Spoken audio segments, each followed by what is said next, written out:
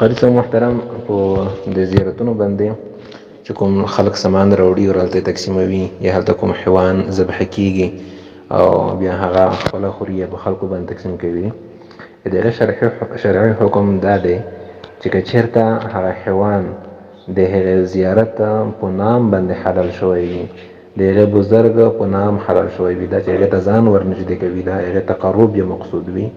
نو بیا خو دا حرام دی، نه یې پخپله خوړلی شي او نه یې بل څوک خوړلی شي. همداشان د نورو شیان چې کوم شیان ورته راوړي زیارت ته، هغې هم همدغه حکم دی. هغه په دې نیت ورته راوړي چې د بزرګ تقرب راته حاصل شي او نزدېکت راته حاصل شي، نو بیا خو حرام دی، خوړل یې جایز نه دي. البته که دا شیان او چې دغه چې کوم حیوان هلته ذبح کیږي چرګان حلالوي یا بل څه حلالوي، دا که چېرته دغه مقصود یې د الله رضا وي، یعنې د الله لپاره یې قربانوي، دا د هغې تقرب یې مقصود وي، دا خو لیکن صرف ثواب یې دغې زیارت والا ته رسوي، نو بیا د دغې جواز لپاره یو دوه شرطونه دي. یعنې دا هلته بیا جایز دي چې کله د یو دوه شرطونه پکې وي. یو خو دا چې دې لپاره به یوه خاص ورځ نه ټاکي چې یعنې په پلانۍ ورځ به مونږ تاسو زیارت ته ځو او په همغه ورځ به مونږ تاسو په زیارت باندې چرګ حلالوو د الله په نام باندې او هغه به تقسیموو، که هغه ورځ تېره شوله بیا نه ځو، مطلب هغه ورځ تعیین وکړي، تخصیص یې وکړي چې لازمه یې وګڼي خامخا. نو که چېرته یې لازمه وګڼله هغه ورځ خامخا ورته چې مونږ تاسو به خامخا په دې ورځ باندې هر کال ځو یا په هره میاشت به ځو، په همدغه ورځ باندې مونږ تاسو بلته داسې کوو، نو بیا هم دا حرام دی، جایز نه شول. دویم شرط دا چې دغه کار به لازم نه ګڼي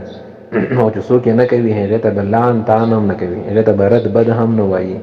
او چې څوک یې مثال طور باندې هلته ځي نه، هلته چرګان نه حلالوي، هلته قربانیان نه کوي، ذبح نه کوي، هغوی ته به رد بد نه وایي، په هغوی باندې به مختلفې ټپې نه لګوي. که چېرته مختلفې ټپې پرې لګول نو پوه شي دغه احداث فی الدین دی، په دین کې نوی بدعات را جوړوي.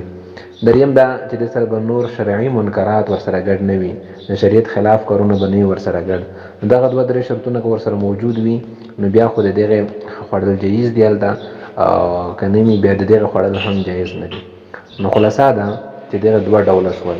یو هغه چې د الله رضا لپاره وشي، په زیارت باندې څاروی حلال شي، خو لیکن ثواب یې صرف د دغې مړي ته وررسوي، زیارت والا ته رسوي، نو د دغه خوړلو لپاره ما دغه دوه درې شرطونه درته وښودل، نو که دا شرطونه پکې وي نو خوړل یې جایز دي او دا حلال دی. دویم صورت یې دا دی چې هلته کوم حیوان ذبح کیږي یا کوم شیان راوړلی کیږي، د هغې مقصود د هغې نه یې منتها د دوی هغه د دغې زیارت والا کس خوشحالول وي، دغه خوشحال شي او موږ ته د دغې قربت حاصل شي، نو په دې صورت کې دغه حرام دی، نه یې پخپله خوړلی شي او نه یې په نورو خوړلی شي.